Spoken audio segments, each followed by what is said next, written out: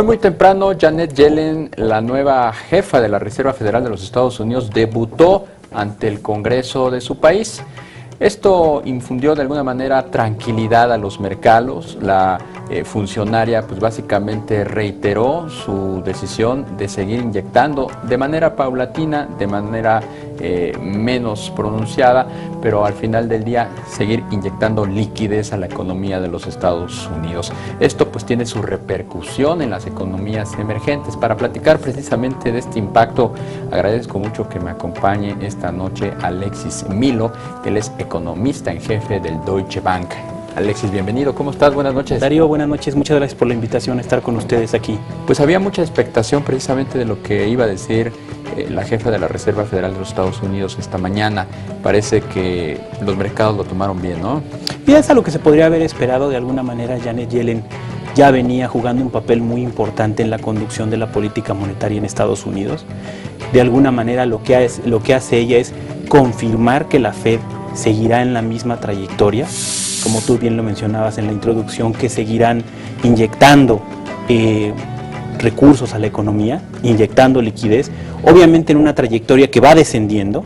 Eso es precisamente lo que se espera que suceda a lo largo de este año, que vayan retirando el monto de compras digamos, en pedazos de 10,000 millones de dólares, como sucedió la primera vez. Y creo que de esta manera el mercado queda asegurado de que la política monetaria en Estados Unidos va a seguir soportando, digamos, la expansión de la economía en ese país, y por lo tanto los mercados lo toman de manera favorable. ¿Esto qué te significa en términos de desempeño de economías emergentes? Estados Unidos lo que haga pues tiene una reacción inmediata en economías como la nuestra, que compite por los capitales con otras economías de Centro y sobre todo de Sudamérica. ¿Cómo quedan esas economías emergentes? Mira, es una pregunta muy interesante la que haces, porque las economías emergentes precisamente han sufrido volatilidad en este periodo en el cual la Fed empezó a señalar que podría empezar a retirar el estímulo monetario. Esto evidentemente afecta a las economías en su conjunto, y México es una economía de ese tipo. Sin embargo, algo que hemos observado, que vimos en los últimos meses, es que la economía mexicana se comportó mejor que el resto de las economías emergentes. Es decir, México, con las reformas, la historia de crecimiento, los fundamentales sólidos, de alguna manera permitieron que las tasas de interés en México, el tipo de cambio, tuvieran un comportamiento más favorable que en otras economías. Y esto precisamente, este buen comportamiento de las variables financieras, es lo que de alguna manera valida la calificadora Moody's cuando incrementa la calificación hace unos días. Las calificadoras hacen un trabajo, digamos, de analizar el desempeño de mediano y largo plazo de las economías, pero en cierta medida estas calificadoras van por atrás de las variables económicas, y de alguna manera esta calificadora lo que hace es reconocer lo que ya veíamos en los seguros de crédito, los famosos credit default swaps, o lo que ya habíamos visto en la depreciación moderada del tipo de cambio. Eso justamente es lo que Moody's valida, por llamarlo de alguna manera, con la calificación, con el incremento en calificación, reconociendo que México se está comportando, o los activos mexicanos se están comportando de manera diferenciada de las del resto de las economías emergentes. Entonces, anticipamos un impacto moderado. Ya que tocas el tema de la calificación de Moody's, ¿cómo lo leyeron en el Deutsche Bank? Te lo pregunto porque generó obviamente posiciones y reacciones encontradas. Hay quienes dicen que Moody's se anticipó demasiado cuando todavía no sabemos realmente cómo van a quedar las reformas estructurales en función de lo que se negocie como regulación secundaria. Tanto Fitch Ratings como Standard & Poor's se han mostrado un poco más cautelosas. ¿Ustedes cómo vieron esa calificación, esa elevación? Mira, como te decía, la calificación realmente reconoce lo que los mercados financieros ya estaban haciendo, que es diferenciar a México del resto de las economías emergentes. Ahora, a partir de ese punto, la calificadora destaca dos cuestiones. Uno son la serie de reformas estructurales que han sido aprobadas, pero que, bueno, falta aterrizarlas, materializarlas en una legislación secundaria que verdaderamente les dé toda la acción que se requiere.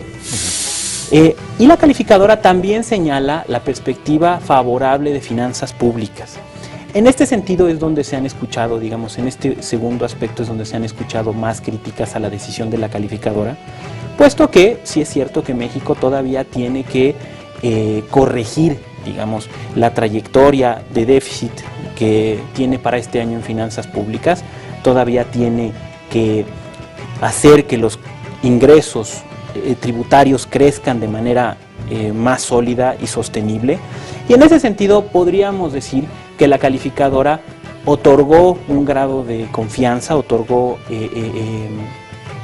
digamos, el beneficio de la duda a la política fiscal, de que esta va a seguir una trayectoria de seguir consolidándose y de que la disciplina fiscal va a ser seguida en los próximos años. En este sentido, creemos que la calificadora bien pudo haber sido, digamos, otorgando ese grado de confianza, pero bueno, creemos que ese es el escenario, es lo que va a suceder en los próximos años. Alexis, ¿cómo ves la economía mexicana para 2014? Yo he escuchado otra vez posiciones encontradas. Hay una proyección de crecimiento de entre 3.7 y 4%. Sin embargo, pues vemos también en el escenario inmediato obstáculos para llegar a esos crecimientos, como es el hecho de una carga, de una pesada carga fiscal para las empresas. Mira, el año 2013 fue un año de muy bajo crecimiento. Estimamos que en 2013 habremos crecido 1.2%. Todavía no están los datos definitivos. Por el simple hecho de que en 2014 no tengamos tres elementos que lastraron el crecimiento en 2013, creemos que vamos a tener una tasa de crecimiento que se va a ver por lo menos radicalmente diferente. Básicamente esperamos una recuperación más vigorosa de la economía de Estados Unidos, particularmente de las manufacturas. Esperamos que la construcción, tanto en la parte de vivienda, pero sobre todo en la parte de infraestructura, repunte en este año. En México. En México. Y esperamos también que el consumo interno y la inversión se recuperen también en la segunda mitad de este año, sobre todo a través de una mayor oferta de crédito derivada de la reforma financiera aprobada hace poco.